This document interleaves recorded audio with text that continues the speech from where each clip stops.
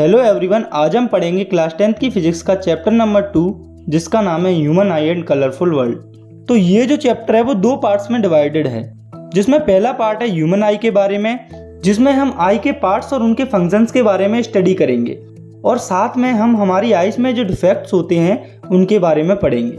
और second part में हम कलरफुल वर्ल्ड के बारे में समझेंगे, जहाँ पर हम rainbow formation, dispersion, scattering of light जैसे और भी टॉपिक्स को पढ़ेंगे। तो इन सभी टॉपिक्स को आज हम काफ़ी अच्छी तरीके से बिल्कुल शॉर्ट टाइम में कंप्लीट करेंगे। तो चलिए स्टार्ट करते हैं।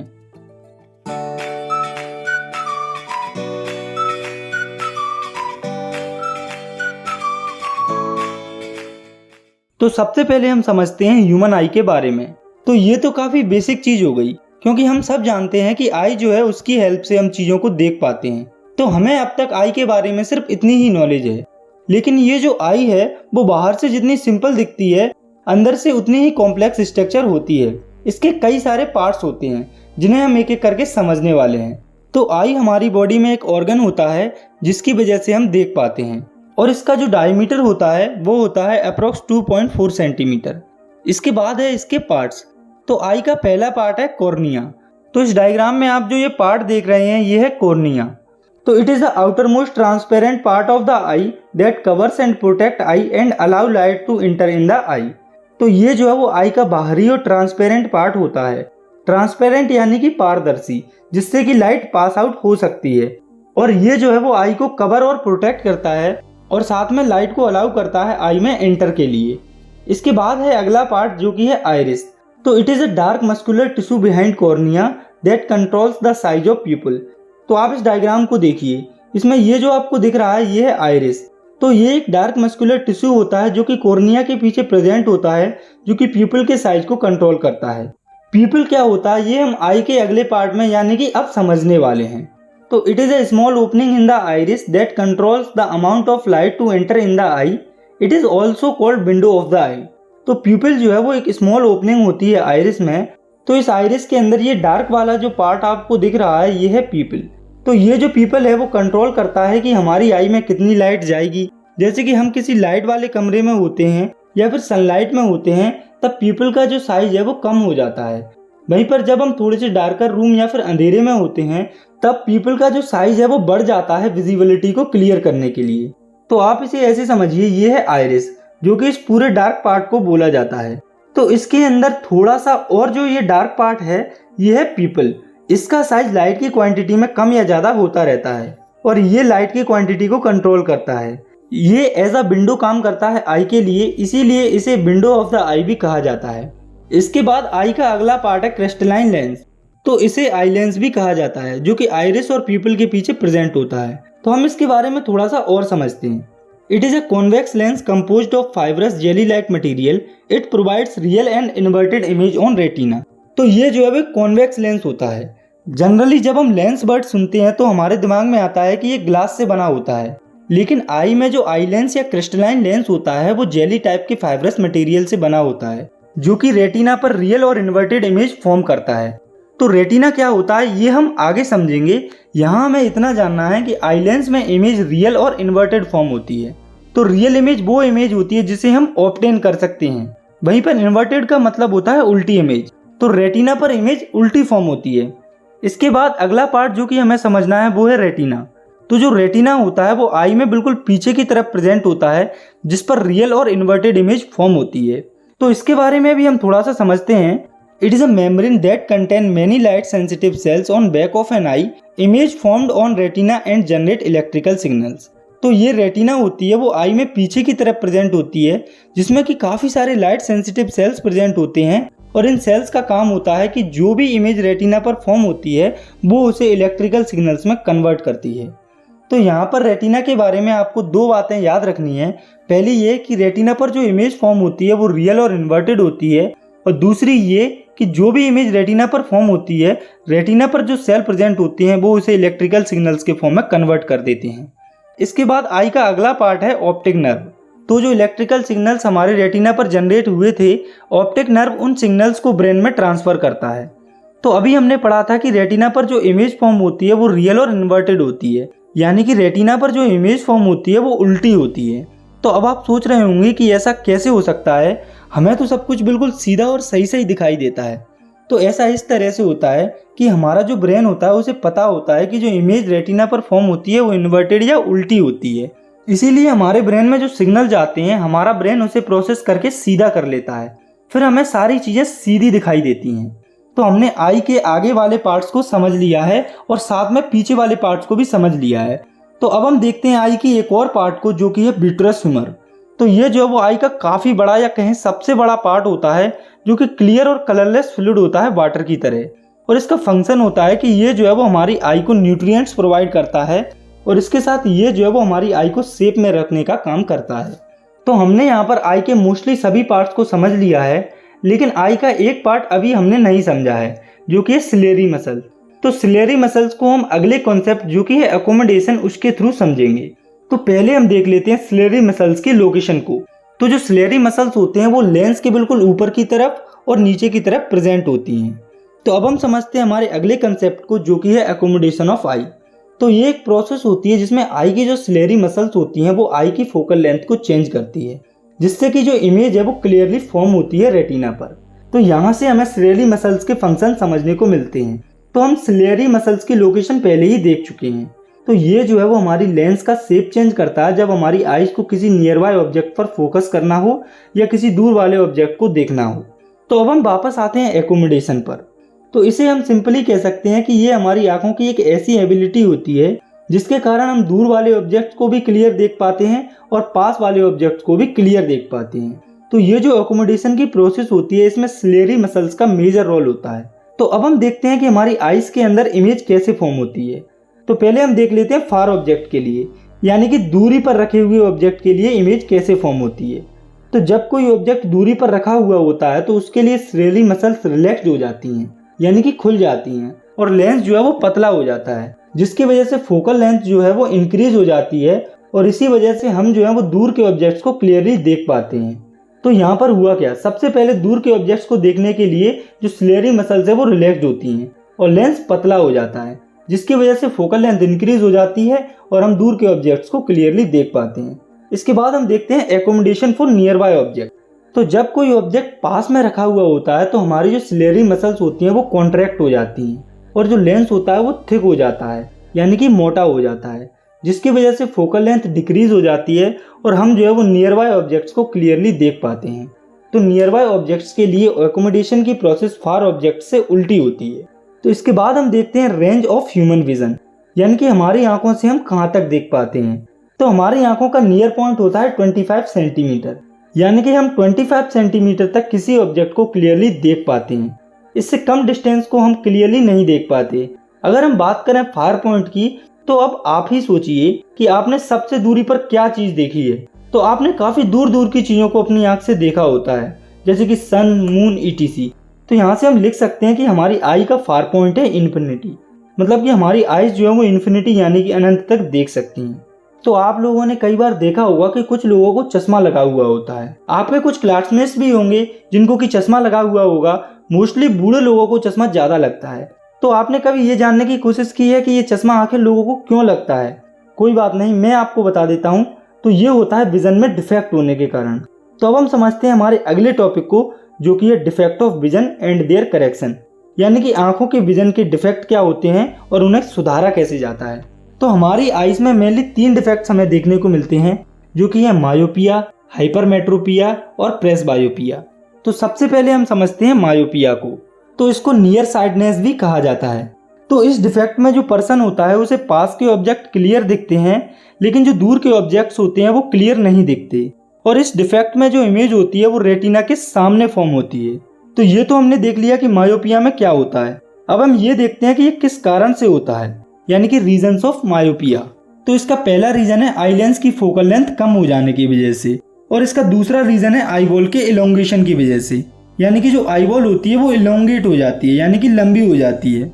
इसके बाद है करेक्शन ऑफ मायोपिया, यानी कि जब किसी पर्सन को मायोपिया हो जाता है तो उसे ठीक कैसे किया जाता है। तो मायोपिया को कॉनकेव लेंस को यूज करके करेक्ट किया जाता है। और ये कैसे किया जाता है ये अब हम समझते हैं इन डायग्राम्स के थ्रू। तो आप इन तीनों डायग्राम्स को ध्यान से देखिए। तो हम जानते हैं कि मायोपिया डिफेक्ट के अंदर जो आई होती है उसका फार पॉइंट कम हो जाता है, जैसे कि नॉर्मल आई का फार पॉइंट होता है इन्फिनिटी, लेकिन जो मायोपिक आई होती है उसका फार पॉइंट कम हो जाता है। जैसे किसी पर्सन को 10 मीटर से ज़्यादा क्लियर दिखाई नहीं देता तो उसका फार पॉइंट हो जाएगा 10 मीटर। तो आप इस पहले डायग्राम को देखिए, ये है एक मायोपिक आई जिसका फार पॉइंट है पॉइंट ए। तो इस पॉइंट ए के बाद इस पर्सन को चीज़ें ब्लर दिखाई देंगी। तो अब आप इस सेकंड डायग्राम पर नज़र डालिए जिसमें कि मायोपिक आई के फार पॉइंट के पीछे कोई ऑब्जेक्ट रखा हुआ है। तो मान लो कि इस पॉइंट पर कोई ऑब्जेक्ट रखा हुआ है जो कि फार पॉइंट से पीछे है। तो अगर ये मायोपिक आई इस ऑब्जेक्ट को देखेगी तो जो इमेज है वो रेटिना के पहले फॉर्म हो जाएगी और रेटिना पर वो ब्लर दिखाई देगी। तो यहाँ से आपको पता चलता है कि मायोपिक आई में दूर की इमेज ब्लर क्यों दिखाई देती है। चलिए एक और बार इसकी बात करते हैं। क्योंकि मायोपिक आई में दूर की इमेज रेटिना के पहले फॉर्म हो जाती है, इसीलिए रेटिना पर दूर की इमेज ब्लर दिखाई देती है। तो अब ये सब हमने देख लिया कि मायोपिक आई के अंदर होता क्या है। तो अब हम डायग्राम की हेल्प से देखते हैं कि मायोपिया को कैसे ठीक किया जाता है। तो मायोपिया को कॉनकेव लेंस का यूज करके ठीक किया जाता है। तो अब आप इस डायग्राम पर नज़र डालिए, इसमें जो मायोपिक आई है उसके सामने एक कॉनकेव लेंस रखा हुआ है। तो ये जो कॉनकेव लेंस होता है वो फार पॉइंट को पॉइंट ए से बढ़ाकर इन्फिनिटी कर देता है, और जो इमेज इससे पहले रेटिना से पहले फॉर्म हो रही होती है वो अब कॉनकेव लेंस की वजह से रेटिना पर फॉर्म होने लगती है, जिसकी वजह से डिफेक्टेड पर्सन को दूर का ऑब्जेक्ट भी क्लियर नजर आने लगता है। इसके बाद हम समझते हैं आई के दूसरे डिफेक्ट को, जो कि है हाइपरमेट्रोपिया। तो जो हाइपरमेट्रोपिया होता है इसे फार साइटनेस भी कहा जाता है। तो हाइपरमेट्रोपिया आई का ऐसा डिफेक्ट होता है जिसमें डिफेक्टेड पर्सन को दूर के ऑब्जेक्ट क्लियरली दिखाई देते हैं, लेकिन पास के जो ऑब्जेक्ट्स होते हैं वो क्लियरली दिखाई नहीं देते हैं। और हाइपरमेट्रोपिया में जो इमेज होती है वो रेटिना के पीछे फॉर्म होती है। तो अब हम देखते हैं रीजंस ऑफ हाइपरमेट्रोपिया, यानी कि हाइपरमेट्रोपिया के कारण। तो हाइपरमेट्रोपिया के मेनली दो रीजन होते हैं, जिसमें कि पहला है focal length of I increases, यानी कि आई लेंस के फोकल लेंथ के बढ़ जाने के कारण, और इसका दूसरा रीजन है आई बॉल के छोटा हो जाने के कारण। तो अब हमने हाइपरमेट्रोपिया और उसके रीजन के बारे में समझ लिया है। इसके बाद हम देखते हैं करेक्शन ऑफ हाइपरमेट्रोपिया के बारे में, यानी कि हाइपरमेट्रोपिया को कैसे ठीक किया जाता है। तो हाइपरमेट्रोपिया को कॉन्वेक्स लेंस को यूज करके ठीक किया जाता है। तो जो हाइपरमेट्रोपिया होता है वो मायोपिया का बिल्कुल अपोजिट होता है। तो अब हम डायग्राम्स की हेल्प से हाइपरमेट्रोपिया और उसके करेक्शन को समझेंगे। तो आपको ये जो 3 डायग्राम्स दिख रहे हैं ये हाइपरमेट्रोपिया की पूरी स्टेट को सही से समझाते हैं। तो आप सबसे पहले इस पहले वाले डायग्राम पर नजर डालिए। तो ये है एक हाइपरमेट्रोपिक आई। तो हम जानते हैं कि आई का नियर पॉइंट होता है 25 सेंटीमीटर। तो हाइपरमेट्रोपिया में आई का नियर पॉइंट 25 सेंटीमीटर से बढ़ के कुछ ज़्यादा हो जाता है। तो अब आप सपोज कीजिए कि ये पॉइंट है आई का नियर पॉइंट, जो कि है 25 सेंटीमीटर, और हाइपरमेट्रोपिया में नियर पॉइंट की जो डिस्टेंस होती है वो बढ़ जाती है। ये कितनी भी बढ़ सकती है, कुछ मीटर्स, कुछ फीट। तो इसी वजह से हमें इस कंडीशन में पास की चीज़ें क्लियर दिखाई नहीं देती। तो इस डायग्राम में इस हाइपरमेट्रोपिक आई का नियर पॉइंट इस पॉइंट एक्स की जगह बाय हो जाता है। तो अब ध्यान दीजिए सेकंड वाले डायग्राम पर। तो जब किसी आई का नियर पॉइंट 25 सेंटीमीटर से बढ़कर कुछ और हो जाता है तो उस कंडीशन में नियर पॉइंट की डिस्टेंस बढ़ जाने के कारण जो इमेज है वो रेटिना की जगह पर उसके पीछे फॉर्म होती है, और इसी वजह से हमें पास की जो चीज़ें हैं वो ब्लर दिखाई देने लगती हैं। तो अब तीसरे डायग्राम में हम देखते हैं कि कॉन्वेक्स लेंस की हेल्प से हम हाइपरमेट्रोपिक आई को कैसे ठीक कर सकते हैं। तो अब आप नज़र डालिए इस डायग्राम में। तो कॉन्वेक्स लेंस के यूज से आई का जो नियर पॉइंट है वो दोबारा 25 सेंटीमीटर पर आ जाता है, और जब नियर पॉइंट 25 सेंटीमीटर पर आ जाता है तो इमेज जो है वो दोबारा रेटिना पर फॉर्म होने लगती है और हमें पास की चीज़ें भी क्लियर दिखाई देने लगती हैं। तो अब हम समझते हैं हमारे अगले डिफेक्ट को, जो कि है प्रेसबायोपिया। तो इस डिफेक्ट को ओल्ड एज हाइपरमेट्रोपिया भी कहा जाता है। तो ये जो डिफेक्ट है वो मोस्टली ओल्ड एज इंडिविजुअल्स में देखने को मिलता है। तो जनरली आइज की जो एकोमोडेशन की जो पावर होती है वो कम होती जाती है समय के साथ, और जिसकी वजह से जो बूढ़े लोग होते हैं उन्हें डिफिकल्टी होती है दूर और पास दोनों जगह के ऑब्जेक्ट्स को क्लियरली देखने में। इसके बाद हमें देखना है प्रेसबायोपिया के रीजंस को, यानी कि इसके कारण को। तो इसके मेनली 2 कारण होते हैं, जिसमें कि पहला है वीकनिंग ऑफ सिलेरी मसल्स, यानी कि जो हमारी आइज में सिलेरी मसल्स होती हैं वो टाइम के साथ वीक होती जाती हैं। और इसका दूसरा कारण है decreasing flexibility of eye lens, यानी कि जब आई लेंस की फ्लेक्सिबिलिटी कम हो जाती है तो उसकी वजह से प्रेसबायोपिया डिफेक्ट हो जाता है। तो अब हम समझते हैं इसके करेक्शन को। तो प्रेसबायोपिया को कॉनकेव और कॉन्वेक्स दोनों लेंस का यूज करके सही किया जाता है। तो जिन इंडिविजुअल्स को प्रेसबायोपिया होता है तो उनके चश्मे में कॉनकेव और कॉन्वेक्स लेंस दोनों एक साथ लगाए जाते हैं। तो ये जो प्रेसबायोपिया का चश्मा होता है इसमें ऊपर की तरफ कॉनकेव लेंस लगा होता है, जिससे कि दूर की चीज़ों को क्लियर देखा जाता है, और नीचे की तरफ कॉन्वेक्स लेंस लगा होता है जिससे कि पास की चीज़ों को क्लियरली देखा जाता है। तो आपने कभी देखा होगा कि जब बूढ़े लोगों को दूर के ऑब्जेक्ट्स को देखना होता है तो वे अपने चश्मे में ऊपर की तरफ देखते हैं, जब उन्हें पास के ऑब्जेक्ट्स को देखना होता है तो वे अपने चश्मे में नीचे की तरफ देखते हैं। तो यहाँ पर हमने आइज के तीनों डिफेक्ट्स के बारे में स्टडी कर ली है। तो इन तीनों डिफेक्ट्स के साथ हमारी आई में एक और डिफेक्ट होता है जो कि है कैटरेक्ट, जिसे कि मोतियाबिंद भी कहा जाता है। तो आपने कई जगह दीवारों पर या होर्डिंग में मोतियाबिंद का ऐड देखा होगा जिसमें लिखा रहता है मोतियाबिंद का इलाज कराएं। तो वहाँ पर कैटरेक्ट की बात ही हो रही होती है। तो ये भी एक आई का डिफेक्ट होता है जिसमें ओल्ड एज में कुछ लोगों का जो क्रिस्टलाइन लेंस होता है वो फॉगी हो जाता है, जिसकी वजह से उन्हें देखने में प्रॉब्लम होती है, और इस कंडीशन को कैटरेक्ट कहा जाता है। इसके बाद हमें देखना है इसके रीजन को, यानी कि किन कारणों से हमें मोतियाबिंद या कैटरेक्ट होता है। तो जो कैटरेक्ट है वो आई लेंस के ऊपर प्रोटीन बिल्ड होने के कारण होता है। तो जब आई लेंस के ऊपर प्रोटीन बिल्ड हो जाता है तो हमें क्लियरली दिखाई नहीं देता है। इसके बाद है इसका करेक्शन। तो जो कैटरेक्ट होता है उसे सर्जरी से ठीक किया जाता है। तो सर्जरी में आई लेंस के ऊपर जो प्रोटीन होता है उसे सर्जरी करके रिमूव किया जाता है। जब ये प्रोटीन आई लेंस से हट जाता है तो हमें फिर से चीज़ें क्लियरली दिखाई देने लगती हैं। तो यहाँ तक हमने ह्यूमन आई और उनके पार्ट्स और उनके डिफेक्ट्स के बारे में स्टडी कर ली है। तो यहाँ पर इस चैप्टर में हमें आई के बारे में केवल इतनी ही स्टडी करनी है।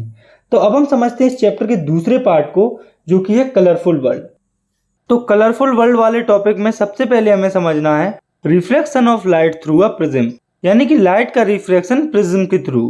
तो रिफ्रैक्शन क्या होता है ये हम पिछले चैप्टर में समझ चुके हैं। और अगर हम बात करें प्रिज्म की तो ये कुछ ऐसी दिखती है। और बात करें इसकी डेफिनेशन की तो it is a premedial piece of glass और other transparent material with 2 triangular bases and 3 lateral surfaces. मतलब कि प्रिज्म एक प्रेमेडियल पीस होता है ग्लास का या किसी और ट्रांसपेरेंट मटेरियल का जिसमें 2 ट्रायंगुलर बेस होते हैं और 3 लेटरल सरफेसेस होते हैं। जैसा कि आप इस प्रिज्म के डायग्राम में देख पा रहे हैं, ये हैं 2 ट्रायंगुलर बेस और ये है 3 लेटरल सरफेसेस। इसके बाद हमें समझना है एंगल ऑफ प्रिज्म के बारे में। तो प्रिज्म के लेटरल सरफेसेस के बीच में जो एंगल होता है उसे एंगल ऑफ प्रिज्म कहा जाता है। इसके बाद है एंगल ऑफ डेविएशन।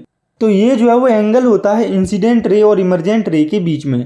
तो ये तो हुई इसकी डेफिनेशन। अब हम प्रिज्म के थ्रू समझते हैं कि ये क्या होता है। अब आप सपोज कीजिए कि ये एक लेज़र है और उसमें एक लाइट निकल रही है। अगर उस लाइट के बीच में कोई ऑब्जेक्ट नहीं आता है तो वो लाइट सीधी चली जाती है इस तरह से।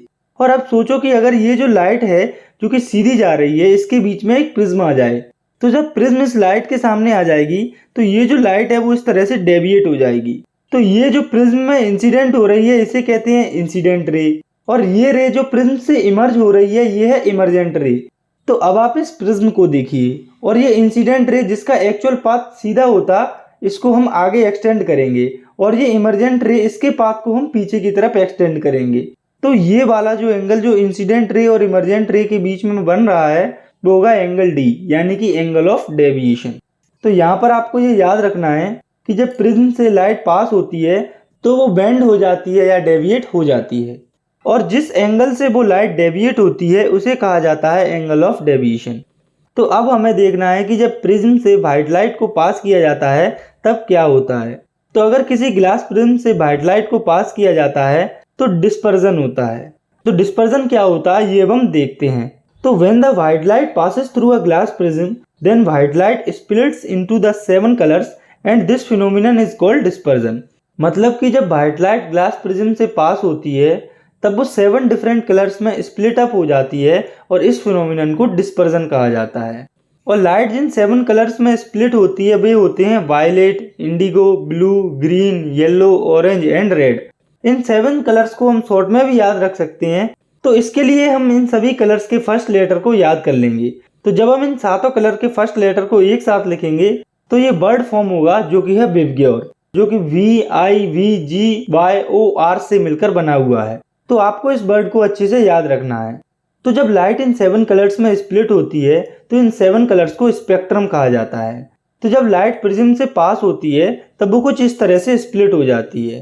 तो अब आप इस स्पेक्ट्रम में देख सकते हैं कि नीचे की तरफ है वायलेट कलर और ऊपर की तरफ है रेड कलर। तो ऐसा इसीलिए होता है क्योंकि जो वायलेट कलर होता है उसकी वेवलेंथ इन 7 कलर में सबसे कम होती है, इसीलिए ये सबसे ज़्यादा बैंड होती है। ऐसे ही इससे थोड़ी ज़्यादा वेवलेंथ होती है इंडिगो की, जो कि इसके ऊपर प्रेजेंट है। तो आपको बस इतना याद रखना है कि जिस कलर की वेवलेंथ ज़्यादा होती है वो स्पेक्ट्रम में ऊपर की तरफ प्रेजेंट होता है। और ये जो वेवलेंथ है अगर हम विबग्योर के फॉर्म में देखें तो ऊपर से नीचे असेंडिंग ऑर्डर में जाती है, यानी कि जैसे जैसे हम नीचे जाते जाएंगे इन कलर्स की वेवलेंथ बढ़ती जाएगी। और स्पेक्ट्रम के अंदर जिन कलर्स की वेवलेंथ ज़्यादा होती है वो ऊपर स्प्लिट या बेंड होते हैं। इसीलिए स्पेक्ट्रम में रेड सबसे पहले और फिर ऑरेंज, येलो आदि कलर स्प्लिट होती हैं। लेकिन ये जो सब है वो सीक्वेंस वाइज होता है। तो ये जो स्पेक्ट्रम जिसके बारे में अभी हमने पढ़ा है इसे सबसे पहले आइजैक न्यूटन ने डिस्कवर या फाइंड किया था। तो जब न्यूटन ने प्रिज्म से व्हाइट लाइट को 7 कलर्स में स्प्लिट होते हुए देखा तो उसने सोचा कि अगर लाइट को 2 कंसेक्यूटिव प्रिज्म से पास किया जाए तो हो सकता है ये जो व्हाइट लाइट 7 कलर्स में स्प्लिट हुई है वो आगे और भी कलर्स में स्प्लिट हो जाए।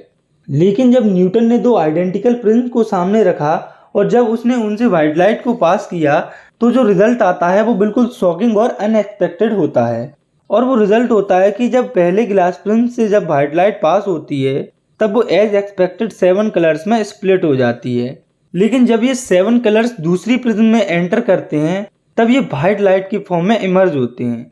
तो हमने तो ये एक्सपेक्ट किया था कि ये जो 7 कलर हैं वो दूसरे प्रिज्म में एंटर करने के बाद और ज़्यादा कलर्स में स्प्लिट हो जाएंगे, लेकिन ऐसा तो हुआ नहीं।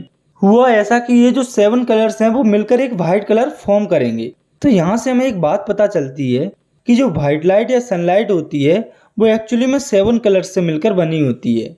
इसके बाद हमें समझना है अगले टॉपिक को, जो कि है टोटल इंटरनल रिफ्लेक्शन।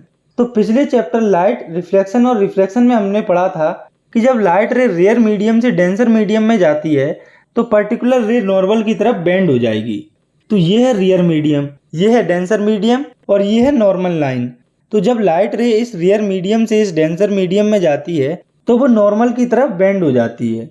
तो ये तो हो गई जनरल बात, लेकिन हम यहाँ पर बात कर रहे हैं टोटल इंटरनल रिफ्लेक्शन की। तो पहले समझते हैं इसकी डेफिनेशन को। तो when a light enters denser medium to rarer medium and angle of incidence below critical angle then the light reflects to in a denser medium and this is called total internal reflection. तो इसमें सबसे पहले आपको ये याद रखना है कि लाइट जो है वो डेंसर से रेयर मीडियम में जा रही है। तो यहाँ इस डायग्राम से हम ये समझेंगे कि लाइट कब डेंसर से रेयर मीडियम में एंटर करेगी। तो अगर पर्टिकुलर लाइट रे जो कि डेंसर मीडियम से रेयर मीडियम में जा रही है, अगर उसका angle of incidence critical angle से ज़्यादा हुआ तो वो लाइट रे डेंसर मीडियम से रेयर मीडियम में जाएगी। तो क्रिटिकल एंगल वो एंगल होता है जिससे एंगल ऑफ इंसिडेंस का एंगल ज़्यादा होने पर लाइट रे डेंसर से रेयर मीडियम में पास हो पाती है।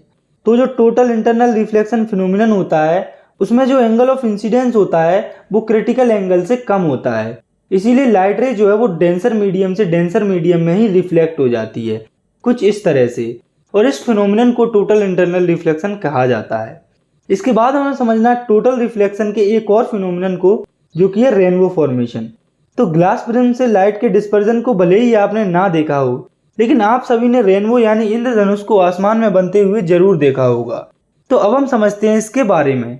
तो ये एक नेचुरल स्पेक्ट्रम होता है जो कि हमें बारिश के बाद आसमान में देखने को मिलता है, और ये जो है वो सन के अपोजिट डायरेक्शन में ऑब्जर्व किया जाता है।